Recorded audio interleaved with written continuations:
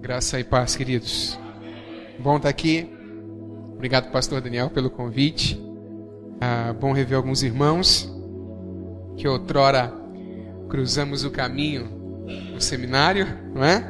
E me sinto privilegiado em poder compartilhar a palavra do Senhor com vocês hoje, falar um pouco das coisas que o Senhor tem feito na nossa vida como igreja e que você seja mesmo desafiado nessa noite, que nós sejamos desafiados nessa noite pela palavra do Senhor, pela pregação da palavra, pelas coisas que o Senhor tem feito na nossa vida. Amém? Vamos colocar esse tempo diante de Deus, da palavra? Pai, obrigado. Obrigado mesmo pela Tua presença manifesta nesse lugar. Que o Teu Espírito nos direcione e a palavra do Senhor possa penetrar profundamente no nosso coração, operando mudanças e transformações que o Senhor sabe que nós precisamos delas. Deus, nós desejamos, como Igreja de Jesus em Araçatuba, viver o modelo de igreja, Deus, neotestamentário, que ama a Tua palavra, que anda no poder do Espírito Santo, que gera discípulos, Senhor, que verdadeiramente imitam Cristo, seguem a Cristo e vivem para Cristo.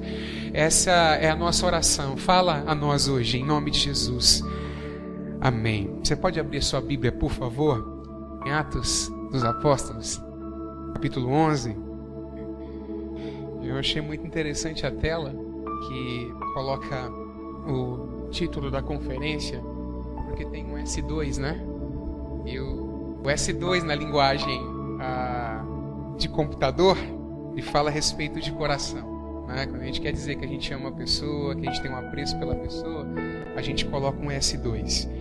E Atos dos Apóstolos, ele foi escrito para contar pra gente a história do começo da igreja. E como já foi dito aqui nessa noite, essa história ainda não terminou, essa história continua. Ela continuou e continuará até a vinda de Cristo para buscar a sua igreja, para buscar os seus eleitos. E essa história é uma história de amor de Deus por um povo que será resgatado por Ele. Amém? E nós somos continuadores dessa história. A gente vai ver hoje à noite aqui o modelo de uma igreja que era uma igreja que fazia discípulos, que é a igreja de Antioquia. Vamos ler então o texto a partir do versículo 19 de Atos dos Apóstolos. Os que tinham sido dispersos por causa da perseguição desencadeada com a morte de Estevão chegaram até a Fenícia, Chipre e Antioquia, anunciando a mensagem apenas aos judeus. Alguns deles, todavia, cipriotas e sirineus, foram a Antioquia e começaram a falar também aos gregos, contando-lhes as boas novas a respeito do Senhor Jesus. A mão do Senhor estava com eles e muitos creram e se converteram ao Senhor. Notícias desse fato chegaram aos ouvidos da igreja em Jerusalém e eles enviaram Barnabé a Antioquia. Este, ali chegando e vendo a graça de Deus, ficou alegre e os animou a permanecerem fiéis ao Senhor de todo o coração. Ele era um homem bom, cheio do Espírito Santo e de fé, e muitas pessoas foram acrescentadas ao Senhor. Então, Barnabé foi a Tarso procurar Saulo, e quando o encontrou, levou-o para Antioquia. Assim, durante um ano inteiro, Barnabé e Saulo se reuniram com a igreja e ensinaram a muitos. Em Antioquia, os discípulos foram pela primeira vez chamados cristãos. Naqueles dias, alguns profetas desceram de Jerusalém para Antioquia. Um deles, Ágabo, levantou-se e pelo Espírito predisse que uma grande fome sobreviria a todo o mundo romano, o que aconteceu durante o reinado de Cláudio. Os discípulos, cada um segundo as suas possibilidades, decidiram providenciar ajuda para os irmãos que viviam na Judéia. E o fizeram enviando suas ofertas aos presbíteros pelas mãos de Barnabé e Saulo. Amém? Amém. Dias atrás, nós realizamos uma conferência missionária na igreja. Veio um pastor, ele é líder de uma missão aqui no Brasil, Missão Avante, pastor José Martins. E logo que eu peguei ele no aeroporto e nós estávamos indo a levar ele para almoçar e depois para o hotel, ele começou a conversar comigo e ele começou a falar algo muito interessante. Ele disse que a igreja evangélica brasileira cresceu em extensão, mas a igreja evangélica brasileira tem a profundidade de um pires. Foi isso o teor da conversa durante aquele tempo em que nós caminhávamos para o lugar onde nós deveríamos ir. E fazer discípulos é aquilo que está no coração de Deus para nós, aquilo que é a tarefa de Jesus que foi dada para a igreja. Dentro da grande comissão, todos nós a conhecemos, há ali embutido o evangelismo e há ali embutido também o discipulado. E nós, toda igreja que deseja viver o modelo do Novo Testamento e deseja ser uma igreja relevante para o nosso tempo, ela não pode fugir do assunto discipulado. Ontem eu fiquei assustado com o dado que eu soube. Não que eu não soubesse do dado, mas da forma como o dado foi passado ali. Existem 5 bilhões de pessoas no mundo que não têm a Cristo Jesus como Senhor. E quem passou esse dado disse que se essas pessoas todas dessem as mãos, uma após a outra, daria para dar 37 vezes volta no planeta Terra. Quem disse isso, disse durante a sua prédica o seguinte: uma fila de pessoas desse tamanho indo para o inferno. E nós precisamos nos levantar para discipular pessoas. Por que nós devemos dar ênfase no discipulado? Primeiro, porque é um mandamento, ele está dentro da grande comissão. Tá aí tá? Não tá? Tá aí no PowerPoint. Devemos discipular porque é um mandamento. Amados, todos nós na igreja, e eu fui desafiado isso nesses dias, às vezes nós perdemos muito com algumas coisas ou alguns programas que nós implantamos dentro da igreja, porque o foco desses programas não são evangelismo e não são discipulado, não são crescimento. E eu fui desafiado nesses dias a rever toda a minha prática eclesiológica, toda a minha prática, todos os eventos, tudo aquilo que a igreja faz no dia a dia, para ver se de fato nós estamos focados em evangelismo e nós estamos focados em discipulado. Porque eu fico pensando que às vezes nós estamos bem intencionados, mas não estamos voltados para aquilo que o Senhor quer que nós estejamos voltados. Preste atenção no que eu vou dizer. Imagine você sabendo que Jesus está voltando hoje, e você diz: bom, eu gosto de bolo, eu acho que Jesus vai gostar de um bolo. E nós pegamos os melhores ingredientes e nós começamos a cozinhar. Eu não sou bom de cozinha, minha esposa é melhor do que eu, não é? E começamos a cozinhar e fazemos aquele bolo bonito, confeitamos o bolo, recheamos o bolo, aquela coisa gostosa. E de repente Jesus chega, e quando Jesus chega eu pego o meu bolo e entrego para Cristo, dizendo: está aqui, Senhor, eu fiz o bolo para ti. Eu fico pensando se Jesus olharia para mim e diria para mim o seguinte: tudo bem, o bolo é bonito, o bolo é gostoso, você usou os melhores ingredientes, mas deixa eu dizer uma coisa, eu não chamei você para fazer bolo, eu chamei você para fazer discípulos. Fazer discípulos é um mandamento e nós não podemos nos envolver com uma outra coisa que não seja fazer discípulos. Amém, queridos? Segundo, por que dar ênfase ao discipulado?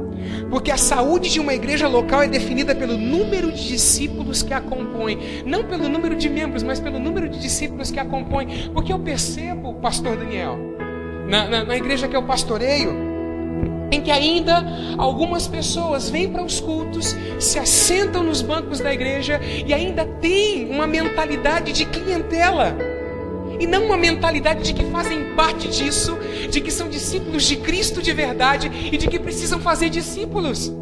Que isso não é um trabalho apenas de líderes de célula, que isso não é um trabalho apenas das pessoas que compõem o ministério da igreja, mas que isso é um trabalho de toda a igreja. E eu sei que quando a igreja entender isso, e nós temos falado a respeito disso, quando a mentalidade mudar, quando nós entendemos que somos discípulos e que devemos fazer discípulos, nós experimentaremos crescimento e nós seremos de verdade uma igreja forte.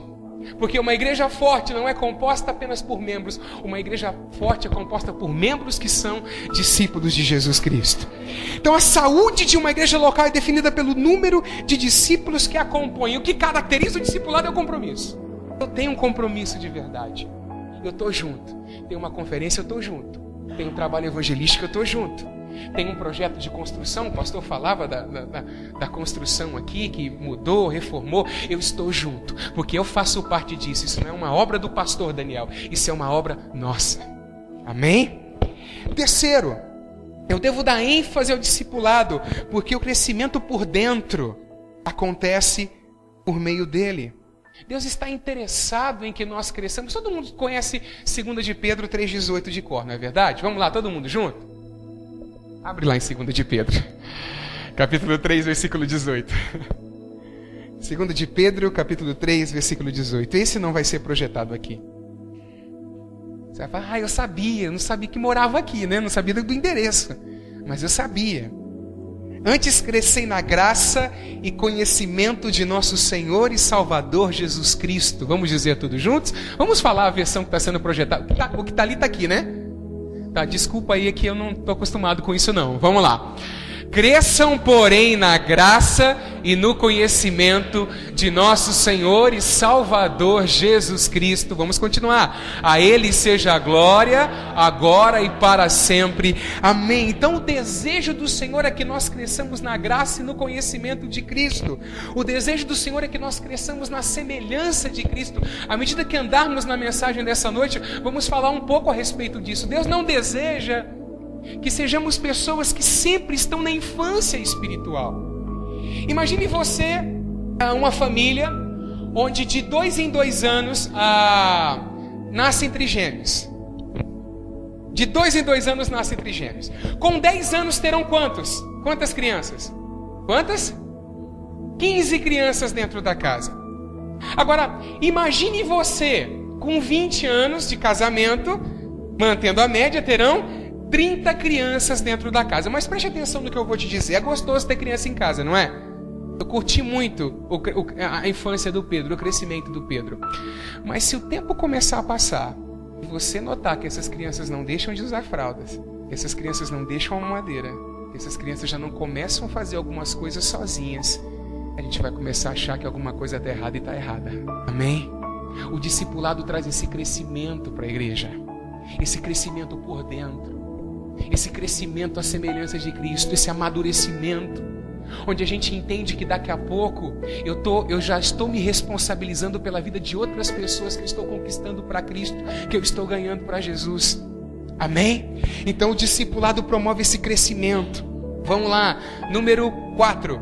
A obra de Deus encontra sua continuidade no tempo através do discipulado. Apenas os verdadeiros discípulos darão continuidade à proclamação e sinalização do reino de Deus. Uma coisa que eu acho interessante é que quando a gente olha João capítulo 17, Jesus está orando ali, uma oração de Jesus é registrada ali, e Jesus começa a falar com o Pai, e ele começa a dizer para o Pai que ele havia completado a obra que o Pai tinha dado a ele. Se você observar o contexto, você vai perceber que a obra que o Pai tinha dado a ele era fazer 11 discípulos. Jesus ministrava a multidão, mas Jesus estava focado em alguns para fazer deles seguidores de Jesus de verdade, pessoas que ouvem a batida do coração dele, pessoas que escutam a sua palavra, pessoas que sabem qual é a sua vontade. E se você parar para prestar atenção, talvez você vai dizer, eu acho que foi pouco. Será que foi pouco? A gente percebe que após a ascensão de Cristo e a descida do Espírito Santo, eles começam a se multiplicar de forma extraordinária, formando discípulos e formando discípulos e formando discípulos. E hoje nós estamos aqui, queridos, porque Jesus investiu na formação de discípulos. Jesus investiu no discipulado. E os nossos filhos seguirão a Jesus se nós investirmos no discipulado. E os filhos dos nossos filhos, se Cristo não voltar, se nós não somos a igreja da última hora, conhecerão a Cristo se nós estamos fazendo discípulos. Então a obra de Deus, ela tem continuidade na história, nesse momento, por conta do discipulado. Então eu preciso colocar o meu coração nisso. Eu preciso investir o meu tempo nisso. Quinto, a nossa transformação é operada pelo Espírito Santo, pela instrumentalidade do discipulado. Nossa transformação é operada pelo Espírito Santo, pela instrumentalidade do discipulado. Eu não sei quanto a você, mas vários momentos da minha vida eu fui beneficiado por me assentar com um cristão mais maduro, abrir o meu coração com esse cristão mais maduro, ou pedir uma direção para esse cristão mais maduro acerca da minha vida. E esses momentos em que veio o aconselhamento foram momentos em que foram transformando a minha vida. O discipulado vai fazer com que a minha vida familiar esteja mais alinhada com a vontade de Deus, com que a minha vida profissional esteja mais alinhada com a vontade de Deus, que a minha vida como pai, eu já falei familiar aqui, esteja mais alinhada com a vontade de Deus, que as minhas prioridades estejam mais alinhadas com a vontade de Deus. Eu fico assustado hoje ao observar o secularismo da igreja. E eu comento isso em aulas do discipulado, não sei se eu comentei na turma dos irmãos. Às vezes alguém chega e diz assim, olha, eu estou fazendo faculdade de biologia. As pessoas vibram. Estou fazendo faculdade de pedagogia. As pessoas vibram. Nada contra. Faça todas essas faculdades e depois sirva ao Senhor na tua área. Amém, queridos? Mas parece que não há mais o mesmo vibrar quando alguém diz que vai consagrar a vida a Cristo, que vai se dedicar ao pastoreio, que vai deixar sua vida queimando por causa do reino de Deus. Parece que não há mais a mesma vibração. Isso porque as nossas prioridades estão invertidas e as nossas prioridades precisam voltar para o lugar. Amém? A igreja precisa voltar a olhar para o vocacionado, abraçá-lo e dizer: que bom que você está escolhendo o caminho da cruz. Que bom que você está escolhendo o caminho de ser alguém separado para servir o Senhor. Mas isso não é privilégio apenas daqueles que estão no ministério. Servir ao Senhor deve ser privilégio, ou deve ser encarado como uma oportunidade por todos nós. Agora sim, vamos encarar a igreja de Antioquia. Vamos analisar essa igreja que é um modelo para nós. Interessante que no texto bíblico que nós lemos, a gente percebe que não há citação do nome de nenhum líder ali, quando o evangelho chega em Antioquia. Disse que alguns vieram, começaram a evangelizar os judeus, e depois disse que outros chegaram de outras partes, de Chipre, não é verdade? De Chipre e de Cirene, e começaram a evangelizar não só os judeus, mas começaram a evangelizar também os gregos, começaram a evangelizar também os gentios. E é interessante olhar para a igreja de Antioquia, porque a igreja de Antioquia vai ser a primeira igreja multirracial que a gente encontra no texto bíblico. E a primeira igreja multicultural que a gente encontra no texto bíblico. Obrigado, querido. Espero não derrubar esses copos d'água até o final. Primeira igreja multirracional e multicultural que nós encontramos aqui dentro do Novo Testamento, na história de Atos dos Apóstolos. Antioquia era a terceira cidade mais importante do Império Romano. A sua população chegava a 500 mil de pessoas. Havia uma grande comunidade judaica ali, mas haviam também pessoas da Índia, pessoas da Pérsia, do Irã hoje, e pessoas da China, orientais ali naquela comunidade. E de repente o evangelho não chega porque um grande pregador chegou ali. Chega porque discípulos comprometidos começam a falar de Jesus, começam a espalhar a mensagem, começam a contar o seu testemunho, aquilo que Cristo fez na sua vida. E eu acho isso fantástico. Eu nasci de novo, embora hoje pastorei uma igreja batista, eu nasci de novo não numa igreja batista, nasci de novo em uma outra denominação. E a mulher, aonde a igreja que eu nasci de novo começou, hoje ela é membro da nossa igreja, a irmã Ana Lanzoni. Se abriu de repente alguma coisa, o evangelho começou a ser pregado ali, e os crentes fazendo o trabalho evangelístico, de repente a igreja foi plantada. A igreja começou a trabalhar, a igreja começou a funcionar. Note que com cristãos que aqui são anônimos. Queridos, o tempo todo na história do cristianismo nós vemos isso. Pessoas cujo coração arde por Cristo, que não tem uma carteirinha de pastor, não tem alguma coisa, mas estão ali compartilhando a mensagem, falando de Cristo para as outras pessoas. Amém, queridos? E eu oro ao Senhor em nome de Jesus, para que a gente tenha um monte de gente assim dentro das nossas igrejas, sabe, queridos? Compartilhe o evangelho a despeito de uma posição ministerial, que sai falando de Jesus.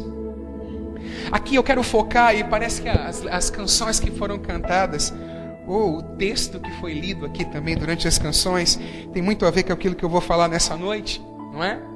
O sacerdócio universal de todos os crentes precisa ser resgatado.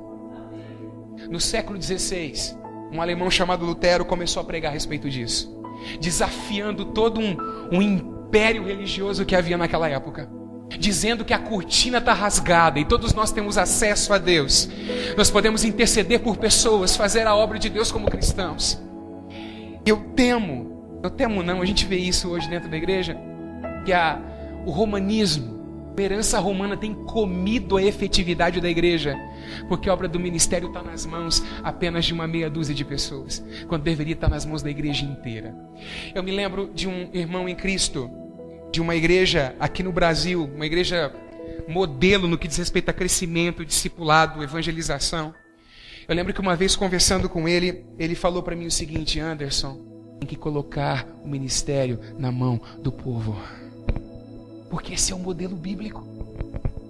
Você já leu lá em Efésios 4:11, onde diz que Deus chamou uns para apóstolos, outros para profetas, outros para pastores, outros para mestres, eu pulei alguém, evangelistas, não é verdade? Está lá colocado. E diz assim que esses homens foram dados como dons para a igreja, para preparar a igreja para a obra do ministério. O texto bíblico está dizendo que quem faz a obra do ministério é quem?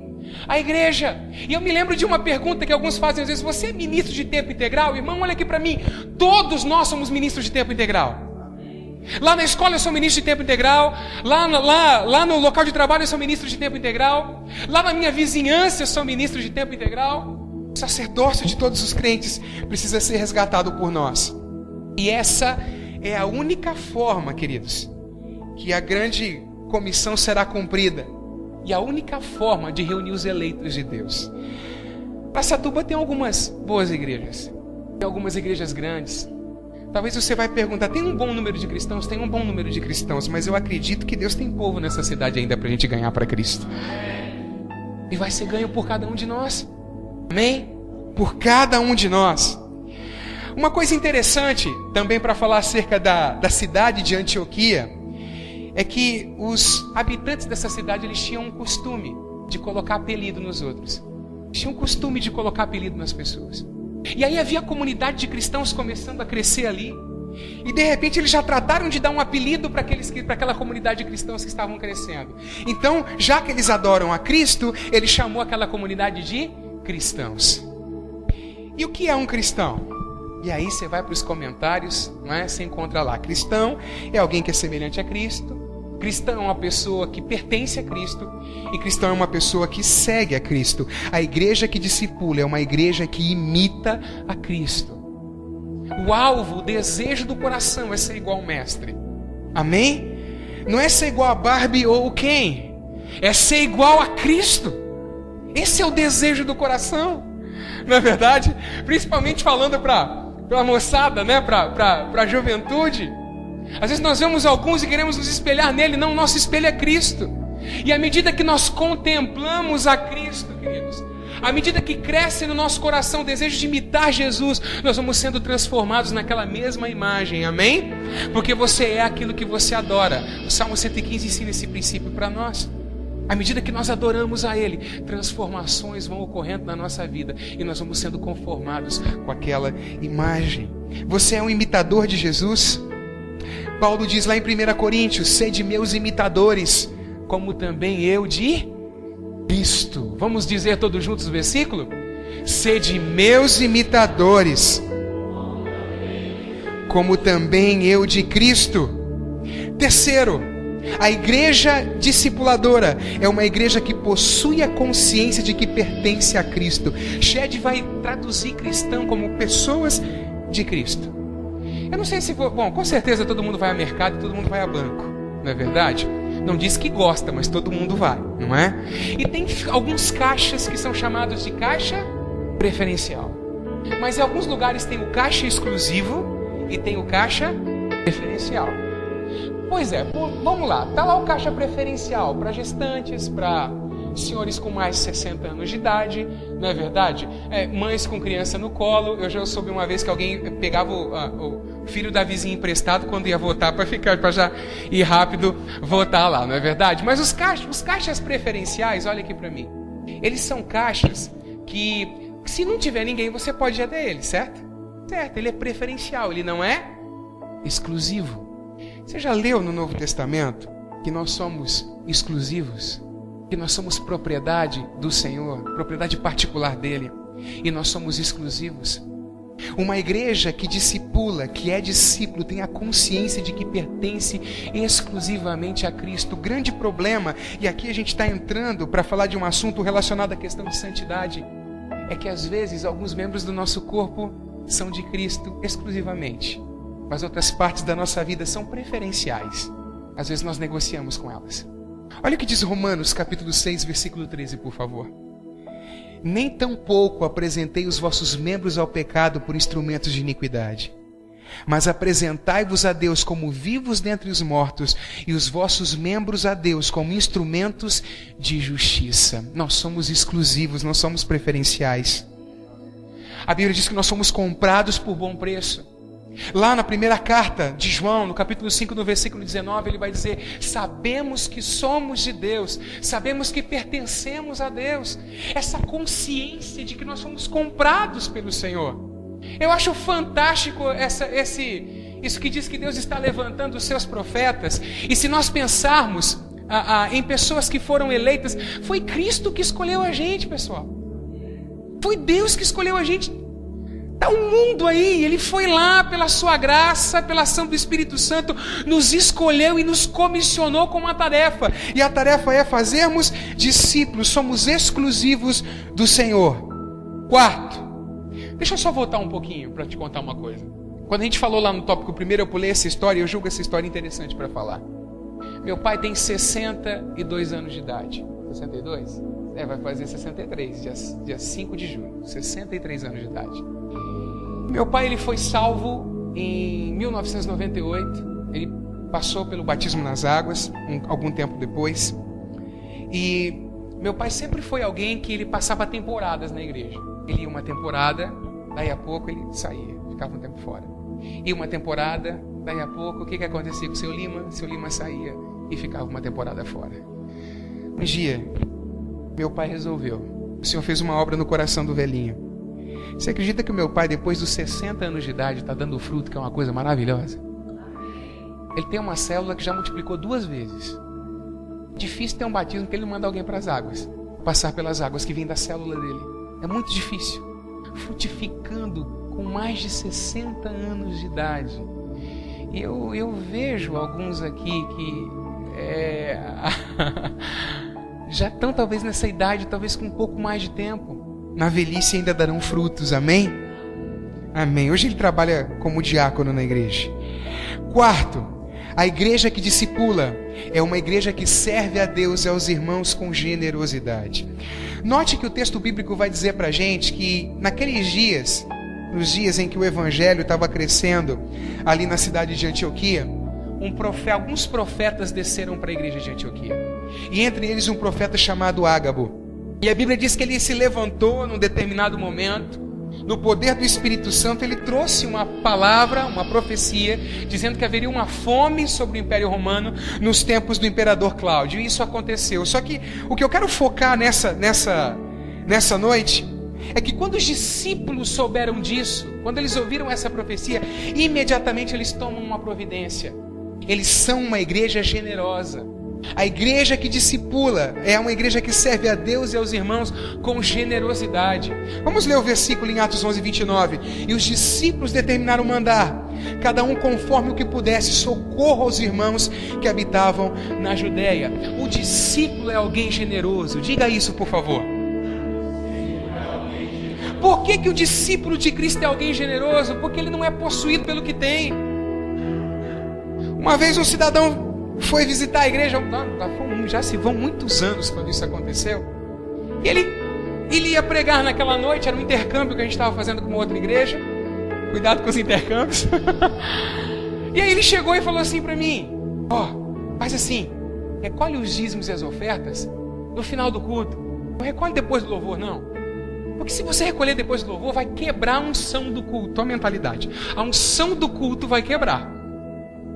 Eu fico pensando, qual é o entendimento que nós temos acerca de generosidade? Que é um dos momentos onde o nosso coração é mais exposto, gente. Um dos momentos onde o nosso coração é mais visto. É um momento que a gente pega das nossas posses, e aqui eu não estou falando de dinheiro, já entre outras coisas também, que nós pegamos das nossas posses e que nós fazemos uma declaração de fé, dizendo no mundo espiritual, isso aqui não me prende. Minha vida não depende disso, minha vida depende de Deus. E então eu entrego aquilo por generosidade no meu coração. O discípulo entendeu isso. O discípulo está liberto das cadeias de Mamon, das garras de Mamon. Ele possui bens, ele não é possuído pelos bens. Amados, e a generosidade toca tantas áreas. A casa que eu abro para receber um pequeno grupo, uma célula. O meu carro que eu uso num determinado culto, porque eu ouvi que tem perua. Não é? Eu sei que a perua vai para um determinado lugar, mas eu uso o meu carro no domingo para buscar um visitante num outro lugar. Eu coloco o que eu tenho a serviço do reino, porque eu sei que essas coisas vão ficar. A única coisa que eu levo para a eternidade são as almas que eu estou ganhando para Jesus, aqueles que eu estou discipulando para o Senhor. E quando eu falo de generosidade, eu não posso deixar de me lembrar da história da Daniela. A Daniela, uruguaia, filha de pais argentinos, nasceu no circo. Tem uma Daniela aqui? Tá bom, tem uma Daniela aqui, mas não é essa. Fiquem tranquilos. A Daniela chegou na nossa igreja, um dia ela teve um acidente no circo, andando na corda. Ela caiu, acho que não tinha proteção, ficou em coma há muito tempo. Mas sobreviveu pela graça de Deus, já você vai entender por quê. A gente tinha um peruano na igreja, o Julio. Daqui a pouco a gente vai ver o Julio. E nós tínhamos esse peruano e ele conhecia a mãe da Daniela, a Gladys. E convidou a Gladys para ir até a igreja. E um dia a Gladys foi à igreja, a convite do Julio, junto com a Daniela. Pois bem, a Gladys não ficou na igreja, a Daniela ficou na igreja. A gente teve a graça de passar a Daniela pelas águas o ano passado. E muito precária a situação financeira da família. Moravam dentro de um furgão. Não sei se ainda moram dentro de um furgão, mas na época moravam dentro de um furgão. E quando chegou o Natal, alguns irmãos da igreja, alguns jovens da igreja chegaram assim e disseram para mim: olha, a gente pode fazer alguma coisa diferente para a família da Daniela? Óbvio que pode. Vou fazer. E aí, na noite de Natal, no dia 24, os irmãos foram até lá, fizeram um banquete, um jantar. Eu desconfio que foi o melhor que a família em toda a vida teve. Ela falou isso. Quem falou foi a minha esposa agora, tá? Pois bem, passou o final do ano. A Daniela tinha problemas com convulsão. E em janeiro a gente estava com um irmão da Indonésia, passou pela nossa igreja, que é um missionário em que a gente é parceiro. E a gente estava comendo alguma coisa depois do culto e a hora que eu cheguei no quarto para dormir, eu peguei a mensagem, a Daniela tinha ido a óbito. E foi assim, muito complicado o velório da Daniela, porque todo domingo a Daniela abraçava a gente, ela não ia embora sem abraçar a gente, sem ir embora. E, pois bem, a família foi amparada.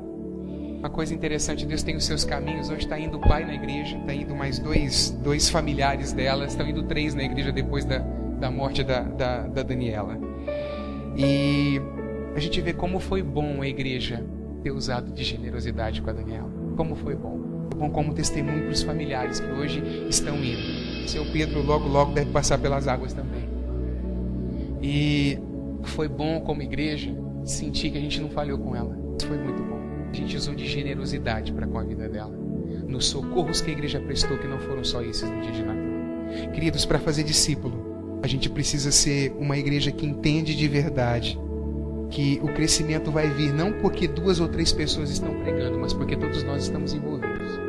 Nós precisamos entender que nós precisamos ser imitadores de Cristo.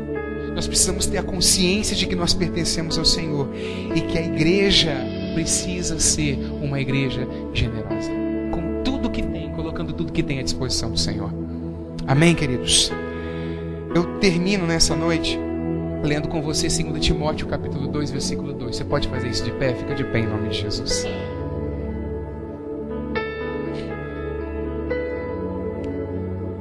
Que bom, eu não derrubei a água. Segunda carta de Paulo a Timóteo, capítulo 2, versículo 2.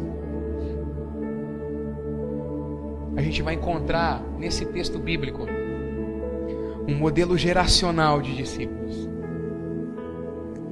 Paulo vai dizer: e o que de mim entre muitas testemunhas ouviste, confio a homens fiéis, que sejam idôneos para também ensinarem os outros. Quantas gerações nós temos aqui? O pastor já está cansado de ver isso já. Quantas gerações nós temos aqui? Nesse versículo? Conta, quantas? Nós temos Paulo que escreve, Timóteo que lê, aqueles que Timóteo ensinaria e aqueles que seriam ensinados por quem Timóteo ensinaria. 4 gerações de discípulos. É assim que a igreja anda. É assim que a igreja conquista. Amém? Jesus dedicou a sua vida a 11.